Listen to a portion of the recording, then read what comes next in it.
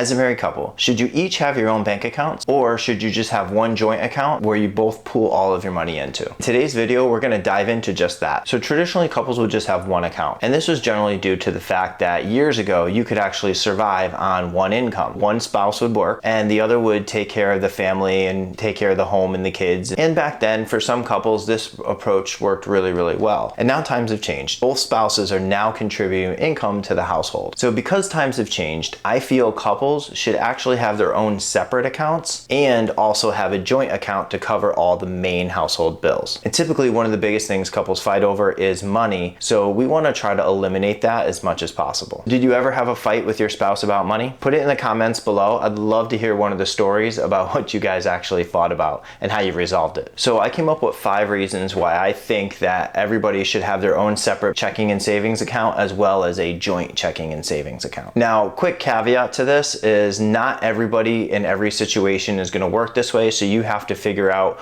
what works best for you. This is just some ideas that I've had over experience with working with families for the last 12 years in the financial industry. So number 1, you know your bills are going to get paid. So what I mean by this, each person in the couple is going to contribute based off of their income and percentages and whatever you guys figure out toward the household bills. And then that way, all of the household bills get paid out of this one account. Both people know that the bills are getting paid and there's no ambiguity and no fighting. You didn't pay this bill or you didn't pay that bill. You guys can both check and you know that those bills are getting paid on time and there's money that covers that. And the bills you want to look at are those reoccurring bills that happen every single month, like mortgages, light bill, utilities, those types of things. So my second point is guilt-free spending. So let's face it, sometimes you just want some stuff. You don't want to have to check with your spouse on every little purchase you make. I know for me, I'm a big coffee drinker. If I had to check with my spouse every time I wanted to grab a cup of coffee, she might be like, you just had a cup, you know, where I want a second or third cup. So she's not going to judge me on that because I have my own account that I spend my own money from. Now, on the other side is, you know, let's say that she wants to go out and buy a new purse or a new bag, or she's into photography, she wanted a new lens for her camera. Well, all of those types of things are okay by me because I know that she has the money to cover it out of her accounts. So it's her money, she's allowed to do what she wants with it. It's my money, I can do whatever I want with it. And then our joint money, I know, covers those bills. So you have guilt-free spending, and that's a good thing. And it allows for less fights, and you can, you know, enjoy your money that you make as well as share it with the joint account type things. Now, this isn't to really hide any purchases from your wife or spouse or anything like that. I mean, I wouldn't be doing something completely unreasonable. Definitely check with each other for larger things, but on the day-to-day, the extra little treats for yourself, definitely it's your money, do what you want with it,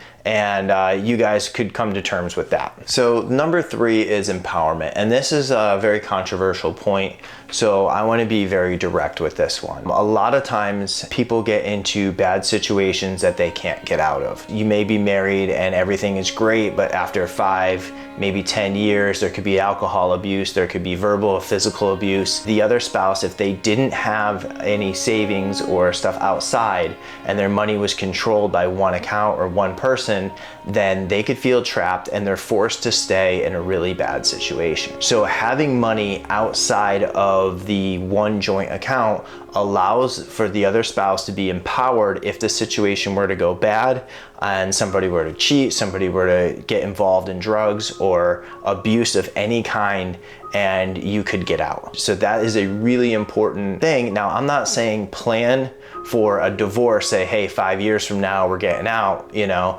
but it's really important that each person have their own money in case of things like this were to come up. So number 4, to lighten it up a little bit, is surprises and gifts. So can you imagine that you want to surprise your spouse and you come up with this great, brilliant idea and you pull money out of the joint checking account in order to pay for it? They're coming through and they're like, what's this cost for X store or X company or X whatever. Next thing you know, the surprise is completely ruined because it came out of the joint account that they somehow accidentally checked when you didn't think they would. So it's always good to have a little bit of money outside so you can spoil your husband or wife or spouse of any kind. And I was talking to a coworker of mine who said that her husband at the time had a spending problem. So he would just spend, never save any money. Money would come in, all the bills were covered, but at the same time, there was really not much extra because he would spend it on frivolous things. Well, she wanted to have a vacation for the family, and they would have never been able to save for that vacation. However, she had an account outside of her husband's account. Her mom always told her to do that, which is very smart thinking of her mom. And she was able to save enough money where she was able to take a surprise vacation for the family and bring them somewhere. I don't remember where she said they went, but that's not the point.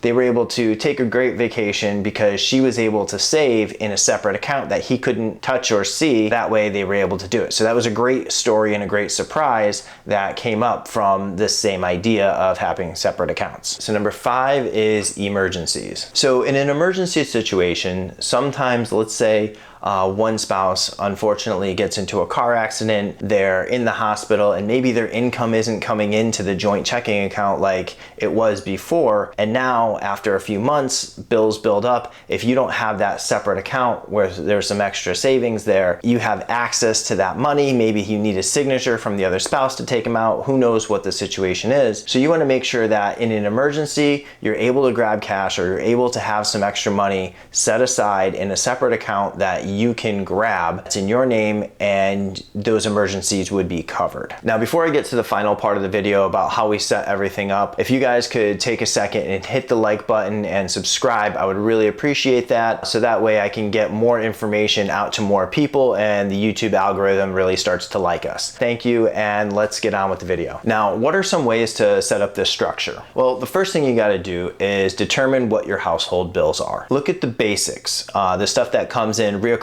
every single month. So that would be your mortgage, your taxes, your insurance, those types of things. Then think about what are your utilities every month. So that's your gas, electric, water, and the common grocery bills. And what about childcare if that applies? So think of all of the reoccurring things that come into your household every single month that's staple in and out. Look through past 3 months of bank statements and figure out what those things are. Okay, now so you figured all that out, list them all down on a piece of paper and add about 5% to that total, because there's a lot of times when things would fluctuate and an unexpected thing were to come up. So now let's say that figure is, I don't know, $4,000. You'd want to make sure that $4,000 comes into that account from each of your separate checking accounts. So the second part to this is figuring out who's going to contribute what to that $4,000. Maybe one person might put in $1,500, the other might put in $2,500, you might go 50-50 on the deal, and it's really going to come down to what you guys are comfortable with and what's really fair. You don't want to leave one person high and dry, and you want to have some money in each of your accounts left over, so that way you can function with your other expenses or savings or whatever. So this is going to take some planning, it's going to take some sacrifices on each side,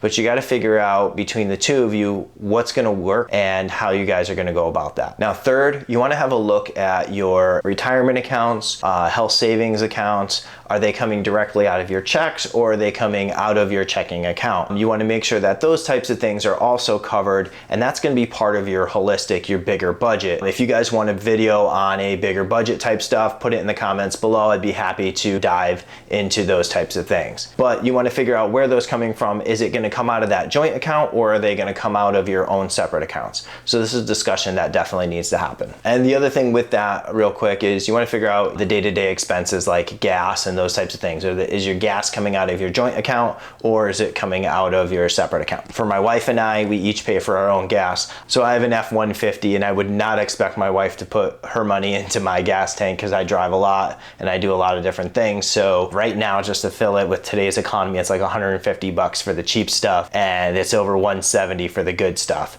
So, and I usually put the good stuff in, so gas is really expensive. So that comes out of my accounts. I don't expect her to pay for it. That's just one of those things, but you have to figure out what that's going to be like for you guys. So now the last part is whatever's left over in those accounts is yours to keep and do whatever you want with. That's your fun money, that's your play money, that is your guilt-free spending and saving and surprise and gifts and all those types of things. Have fun with that money, enjoy it, maybe invest it a little bit. If you want to learn more on that, let me know. Those are the types of things that it's for. I hope you guys got a lot of value out of this video. Again, if you like what we're doing here, please consider subscribing. Definitely hit the thumbs up button, and I'll see you guys in the next video.